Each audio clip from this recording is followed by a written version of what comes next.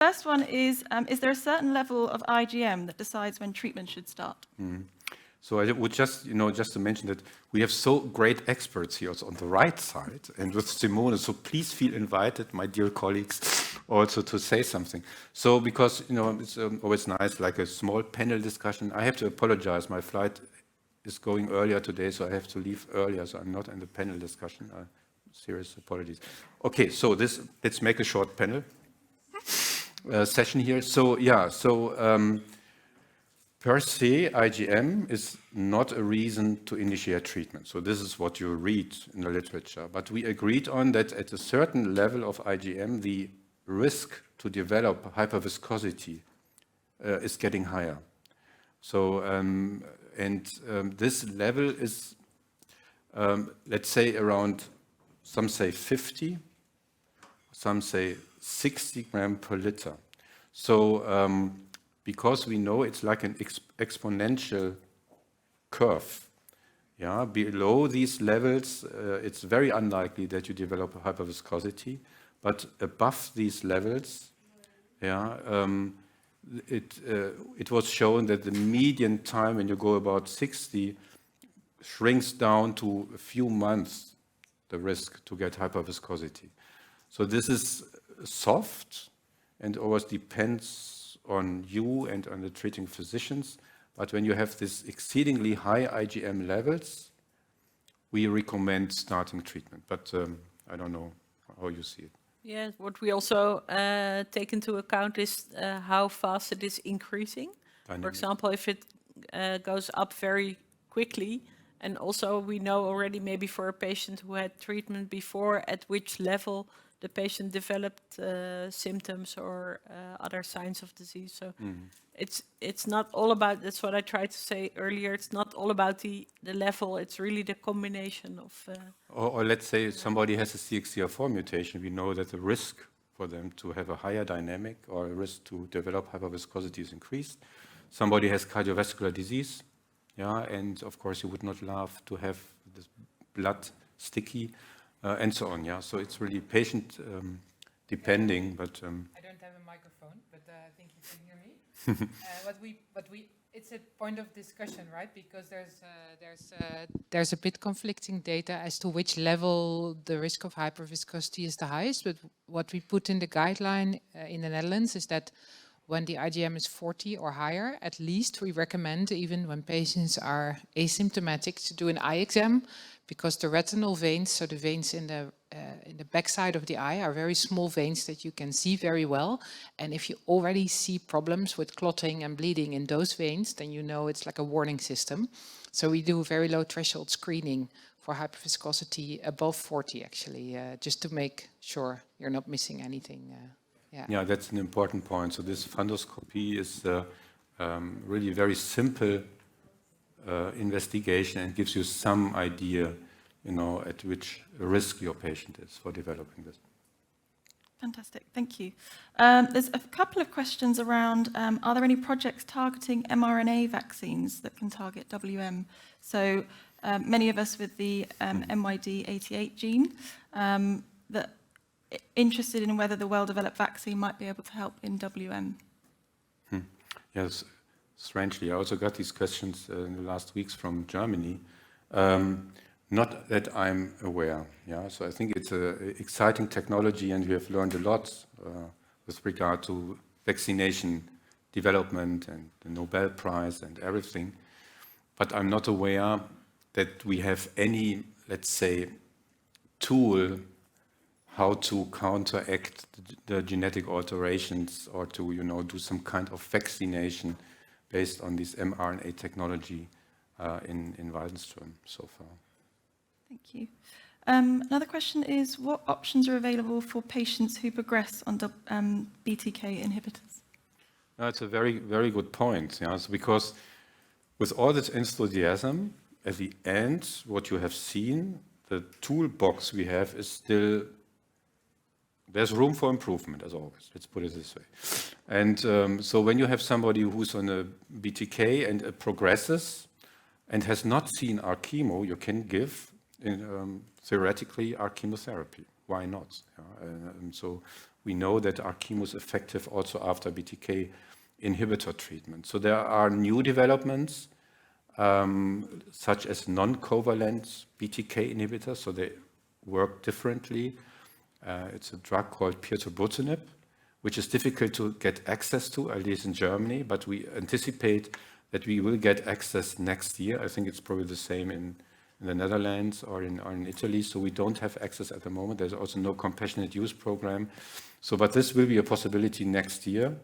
And what we also do is it's not reimbursed. We have to ask the payers in Germany that we use venetoclax as a BCL2 inhibitor. It's not approved, but normally we get it paid, so it's an option, but you have to ask for each individual patient, the payer, whether it is willing to reimburse the drug.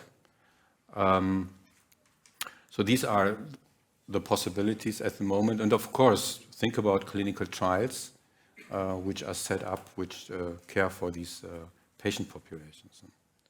Yeah, so actually the treatment in clinical trials is really an option for patients also to get access to new drugs. For example, you can talk to Wouter, who also has a poster here. We will start a study with the bispecific antibody. So that's an antibody that targets not only the Waldenstrom cells, but also the T cells. So it actually brings the T cells directly to the Waldenstrom cells, and this might help make the treatment more effective. And there's also proteasome inhibitors, of course, like bortezomib, which can have a side effect of neuropathy, but they're actually quite effective also in the treatment. Yeah, and also proteasome inhibitors, which you investigated, Exactly. such as which don't cause these neurotoxicities and can be given orally. We have a running trial. I think Simone will show it with carfilzomib plus ibrutinib. So proteasome inhibitors I didn't touch so much, but it's an important class of drugs. Yeah. Fantastic, thank you. I've got time for one question from the room. I've got a roaming microphone. Down at the front with Michelle. Thank you. Can you tell us about the resistance for these BTK inhibitors? Yeah, so it's existing, so it's occurring. So it's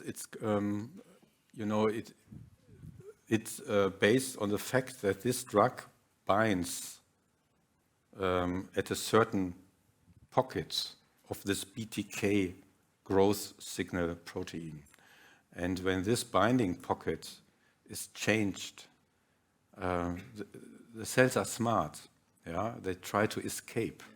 Yeah, and so they develop alterations in this binding pocket, and ibrutinib cannot bind anymore in zanubrutinib, so these covalent BTK inhibitors. So it occurs.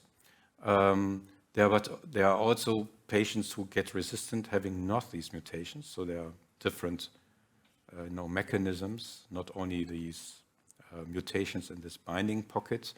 But it's clinically relevant, but it's not so frequent. Yeah. So when you look at these mutation events, it's not super frequent. What you see when you look at patients being treated with ibrutinib, that for certain reasons they discontinue because of side effects, or they don't respond, but this cannot be fixed to these alterations in the binding pocket. So which means actually, and you have seen the Kaplan-Meier curve on the progression-free survival with BTK inhibitors, you're completely right, they cannot cure, they cannot eradicate the disease, and it's a continuous relapsing pattern, yeah, which are partly caused by real resistance on a molecular level, partly caused by resistance which we cannot really fix from the mechanism, but also partly because patients do not take it anymore for certain reasons, toxicity, whatever. So at the end, you have this continuous pattern then of relapses. So depending how you define resistance, it's rare or it's frequent, because to the end, all these patients show some kind of relapse. And then we have to use these tools, which we just discussed. So different drugs with different mode of action, or pirtobrutinib, which is a BTK inhibitor, but does not use anymore this binding pocket. But it's a options if there is a resistance absolutely, 5 years or something. absolutely, yeah. Fantastic. There was one question. One Yeah, question. well, it's a simple question, but I don't know the simple answer. You've got, you made some slides, and then you show fit persons go to the left, and non-fit persons go to the right.